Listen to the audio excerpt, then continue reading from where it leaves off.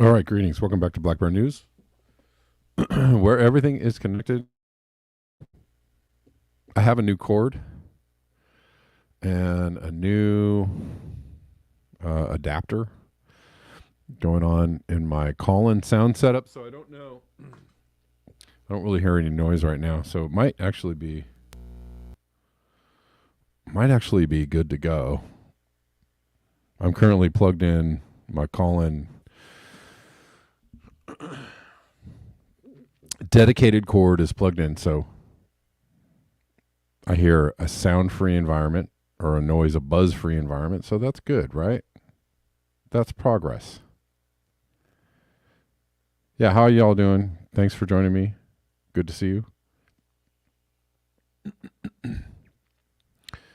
Seeing a lot of people are experiencing the haze, the smoke. Extra Bulla, New York City looks like an apocalypse and smells like a campfire. Yeah, we were going to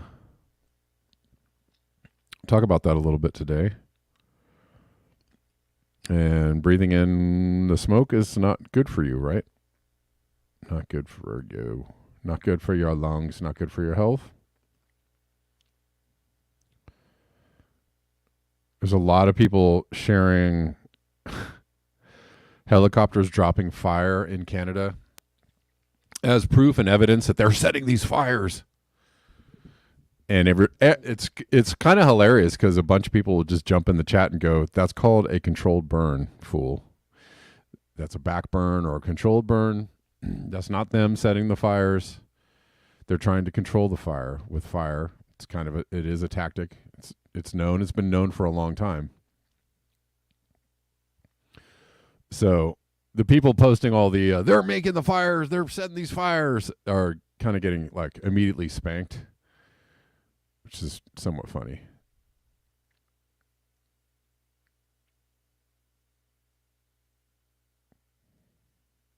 Yeah, it is buzz free. That's pretty good. We'll see. I guess if somebody calls in, we'll see if I get any sound. But I should. This is what New York's skyline looks like right now due to the Canadian wildfires. Crikey. Here's a live stream of New York shrouded in orange wildfire smoke. It looks even worse than the picture. That's the live stream. Okay. Here's the EarthCam feed from New York City skyline. Oh, nothing on there.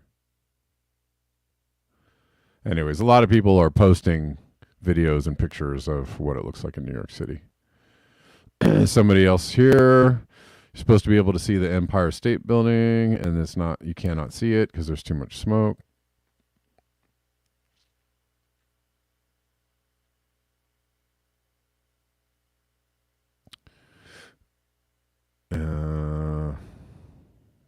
Somebody is comparing this to what San Francisco looked like in 2020. Somebody else they are on a barge, in the East River near 94th Street, so you can't really see much of anything. Anyways, that's going on, and I was going to read an article that tells you how dangerous it is to breathe in the wildfire smoke, but I think you all know that. Don't try not to breathe in the wildfire smoke if you can. We're live on Rockfin. What's up, Rockfin people? I see you. Rockfinners, thanks for hanging out on Rockfin. It's where all the cool cats are. It's an ad-free, censorship-free platform. and I dig it. I've been on Rockfin for a long time now. 4 years, 5 years almost. And Rockfin's still going strong. I cannot. I might actually get on Rumble. I don't know. I'm back on Rumble. I was on Rumble for a second.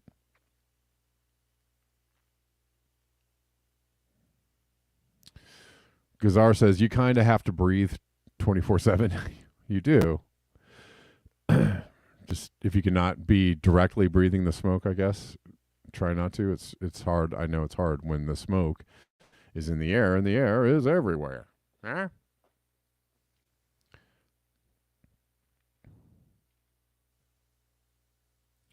From Doomer Girl News, Bangladesh cuts power, shuts schools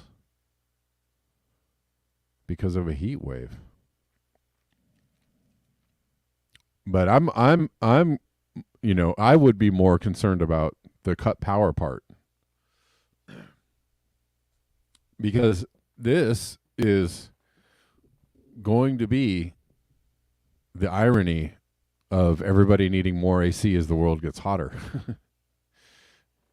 The irony is that the hotter it gets, the more people are going to need AC, and the more everybody's running the AC, the more the power grid is going to go, no, I don't think I'm going to work today. And then you're not going to have the AC, and then you're going to be left experiencing the very high temperatures.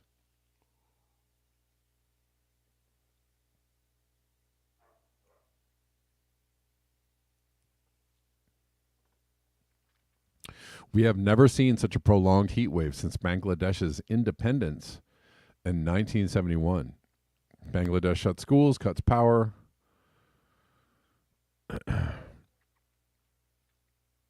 Temperatures in the South Asian nation's capital of Dhaka have surged to around 40 degrees Celsius. That's 104 degrees Fahrenheit, with the poor bearing the brunt of the blazing sun. Also, remember, it's most likely extremely humid there. We have never seen such a prolonged heat wave since Bangladesh's independence.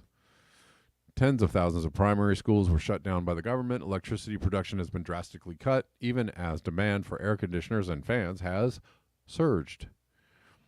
On Monday, the country was forced to suspend operations at its biggest power plant because the government was unable to afford the coal to fuel it. Oh, my God. Add that particular wrinkle to the equation. How much does the fuel cost to power the power plant to keep the AC running? Other plants have fallen well short of meeting demand, leading to hours-long blackouts.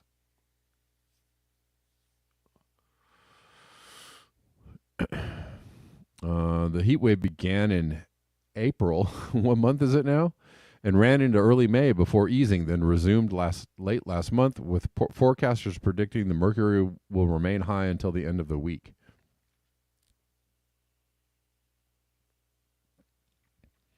So like a month and a half long heat wave?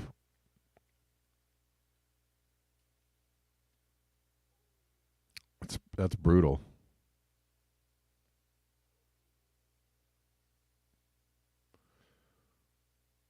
That is brutal.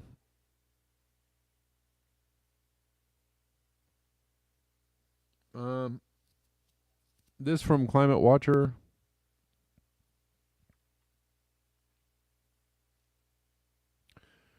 Scary beyond belief. This is an extinction event. Wake up and start telling the truth, folks.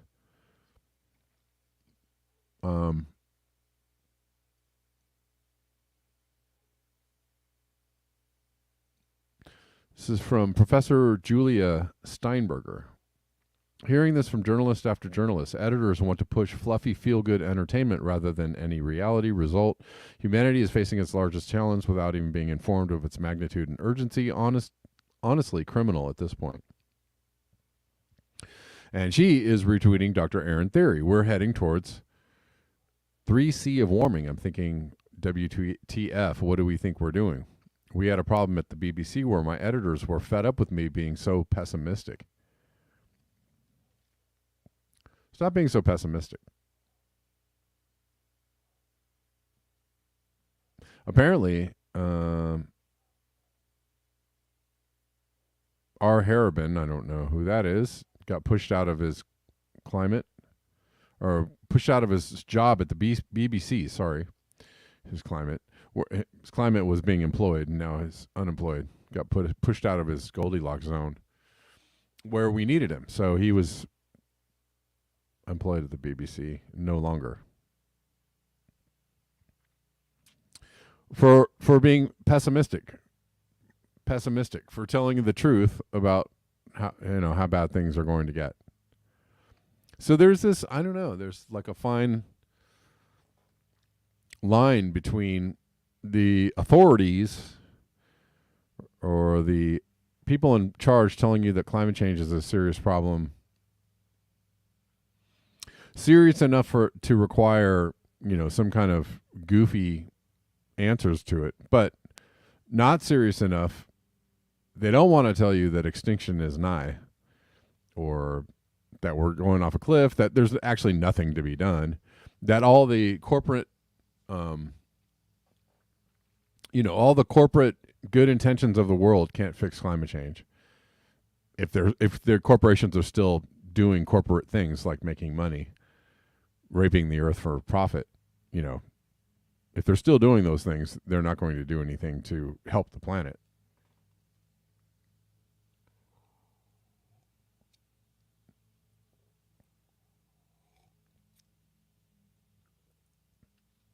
So the reality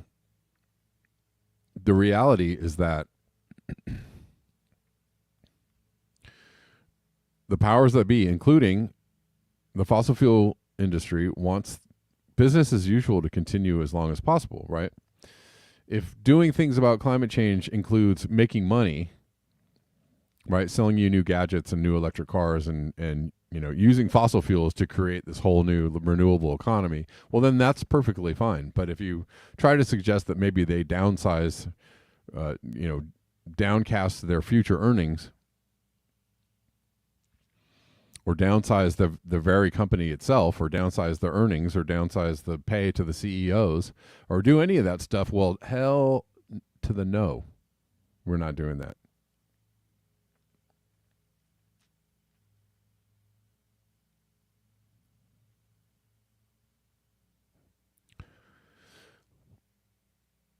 Anyways.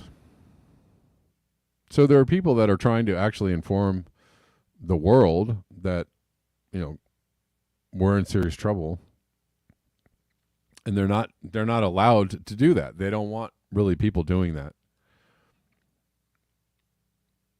They don't want people really, asking for substantial systemic change that would, to how we organize ourselves on the planet. They're not allowing people to do that, or protest for that, or say something about that, or say things like that.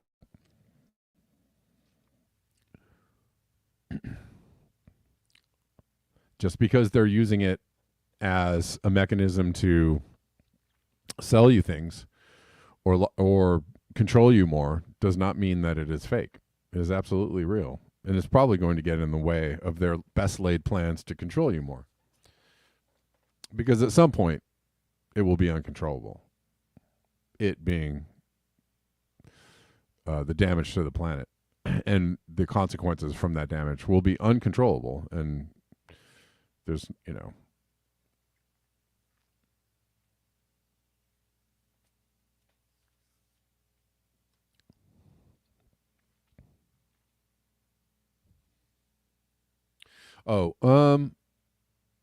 real quick, I forgot to do this at the beginning of the show. Got a couple of, I might have gotten these during the show, and I apologize if I didn't see them at the end of the show, but I will check in again at the end. I'll try and remember to check in at the end of the show to see if somebody has tipped me on buy me a coffee. But Andre and Juliet Nickel both bought me some coffees. Juliet got me 5. Andre got me 3. Thank you guys for your support. I appreciate you. That was from yesterday. I guess while we're here, that's a really, really good way to support the show. One of the better ways. is buymeacoffee.com, at Black Bear News /Black Bear News, Cash App, Red Llama Music. Also an excellent way to support the show. Venmo at Kevin Sandbloom, super excellent way to support the show. PayPal.me/Kevin Sandbloom. Most indeedly do an excellent way to support the show. Thank you guys. Thanks to everybody that supports the show. I appreciate it. Oh, and you can super chat me and super ray me. Super do ray me fa so also. Don't mind me. I've been drinking coffee.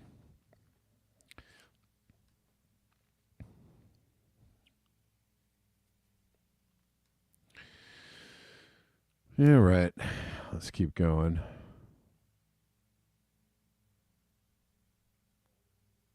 Epic day, over 40 C in Siberia. Dozens of records obliterated.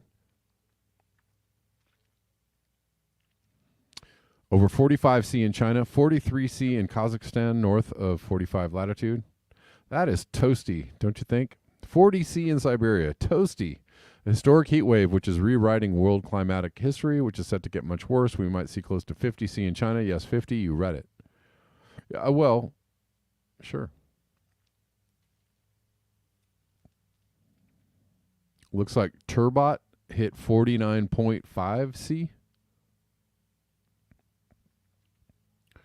which is a worldwide, I guess, record for the date, I suppose. 49.5 C. I don't know if that's true or not. Extreme Temps is saying it's a record. That's 49.5 C is real close to 50. Don't you think?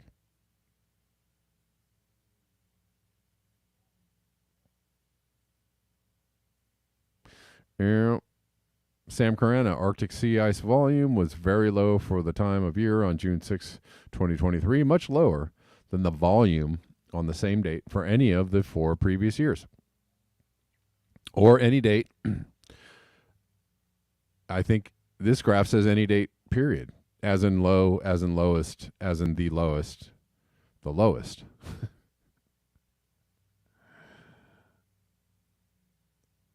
Volume, not extent, volume.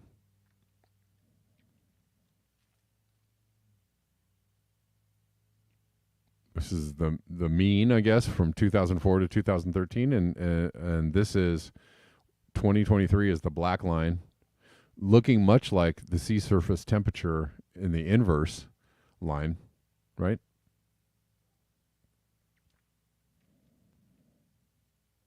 Volume, meaning the amount of ice, total amount of ice is getting lower.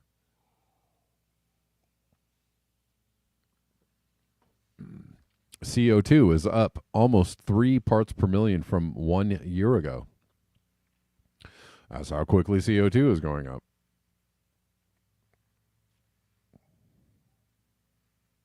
Last week, we hit 424. 1 year ago, it was 421. 10 years ago, it was 399.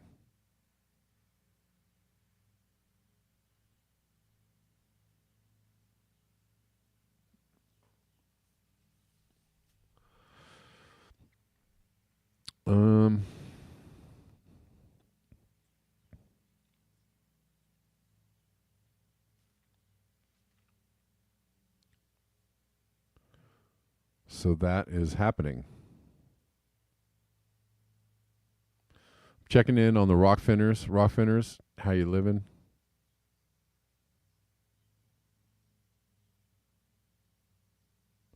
Denver says they don't want people recognizing they have no future. Once that happens, all authoritarian control will slip.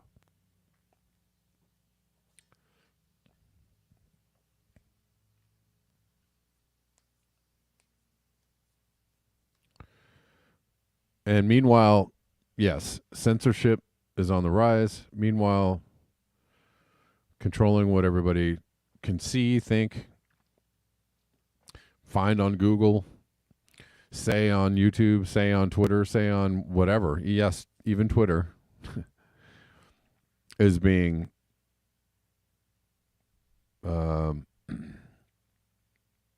that control is getting more fierce.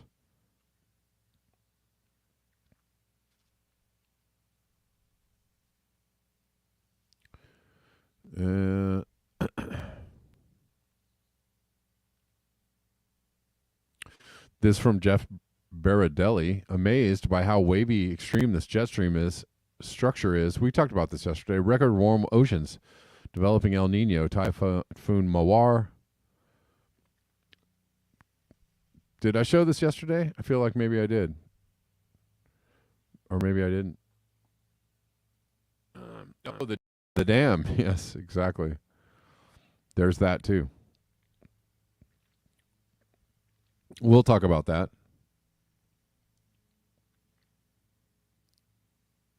We will talk about the dam. Why was that over here? That's why I was over here. That's why I didn't see it.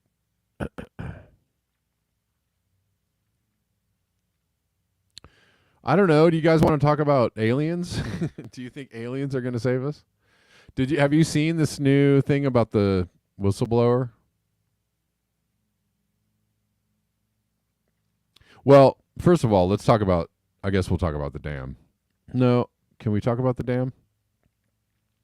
Maybe we'll have to talk about the dam on Rockfin.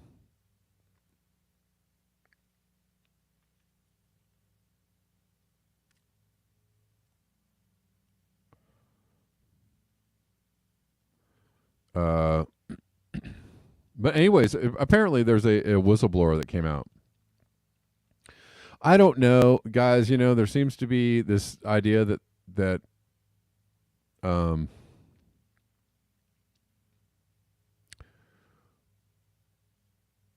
conjuring up aliens is going to be the new control mechanism for, you know, our government or several governments of the world, and that will also be a control mechanism, right? You know, and makes sense. It makes sense. That might be a control, right? Like, oh, you know, hey, they're here, guys. We're going to have to do some, you know, some things to fight these aliens. So we're going to need everybody to get on board and, you know, I don't know, whatever it might be, you know, get into this martial law goodness we got for you.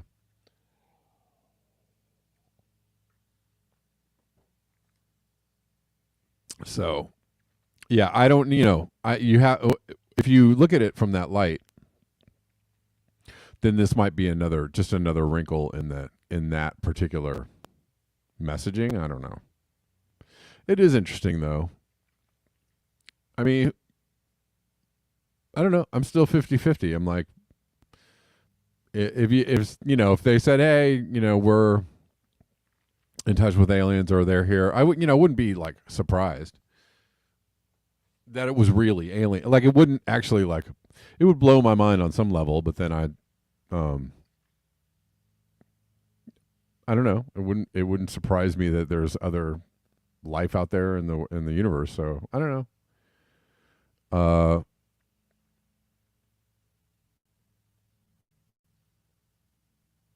What is Max Blumenthal on top of Contemplative?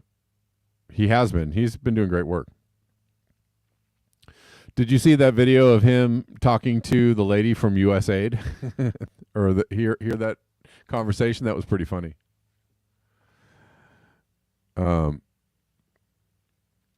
Everybody thinks alien distraction. Yeah. Yeah.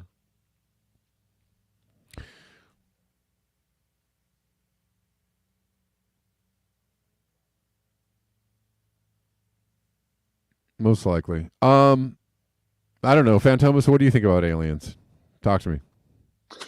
Yeah, I think the problem with the whole alien story thing is that it's always from another source. Right. Then there's no, I mean, there's nothing else. There's a report of a crash retrieval program. That's all nice and good, but you heard it from another source. You see what I'm saying here? Yes. The problem is they keep saying, I heard it from another source. I'm not directly tied to it. They're not doing like the Bob Lazar thing or whatever.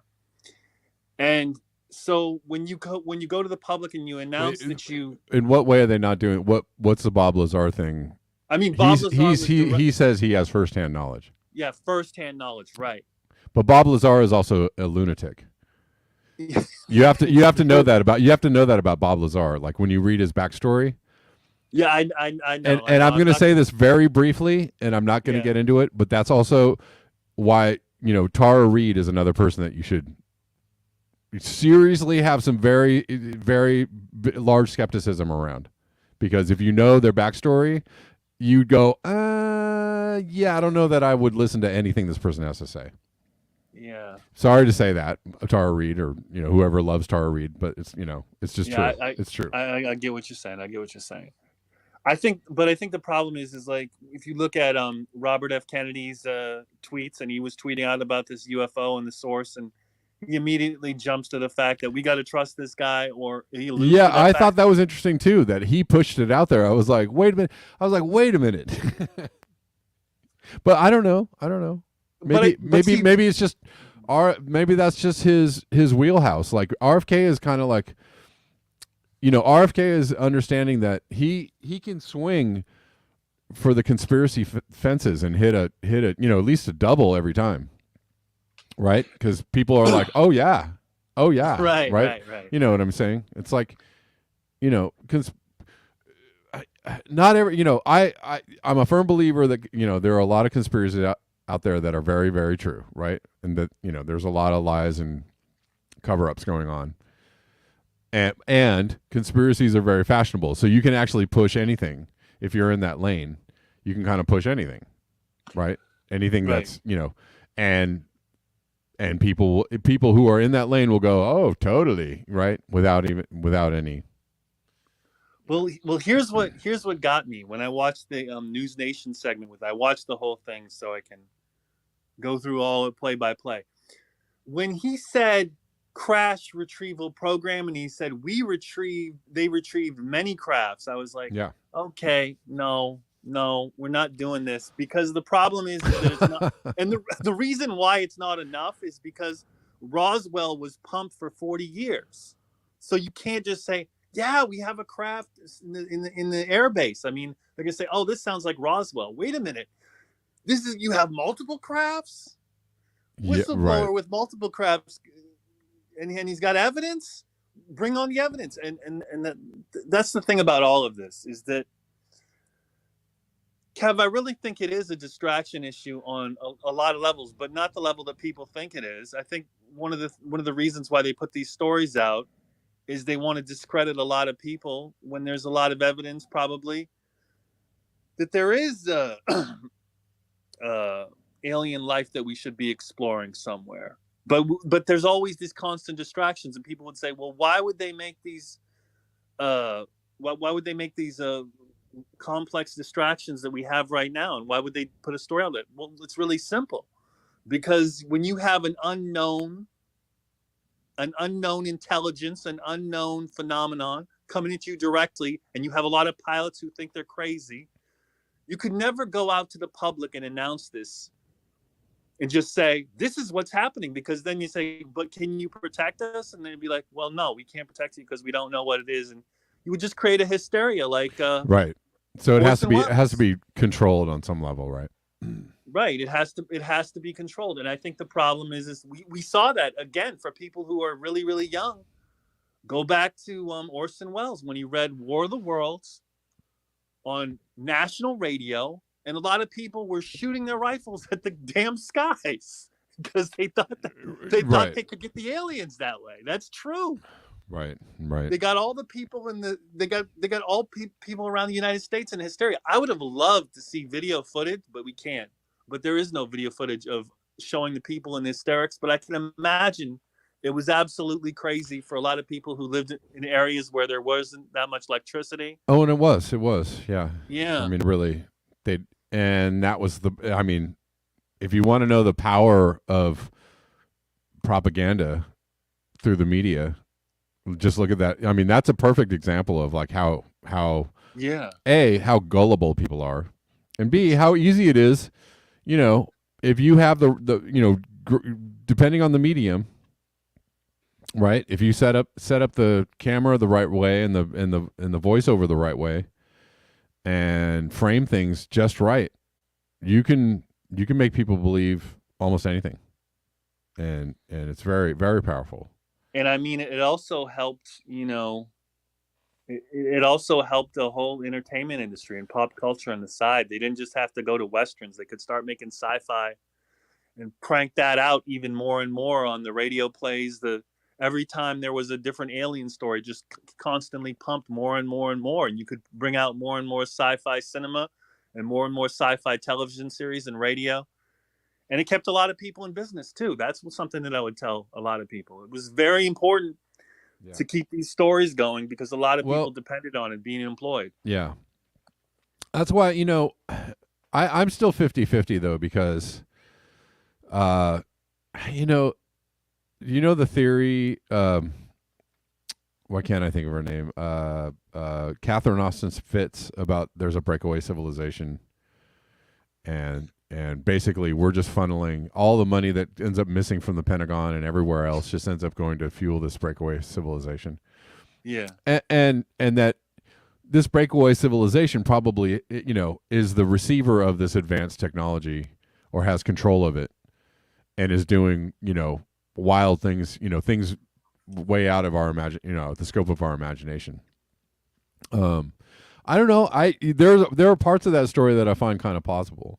And there was the story of the guy who hacked, the hacker. Oh, what was his name? He was like Irish or Scottish, who hacked into the DOD.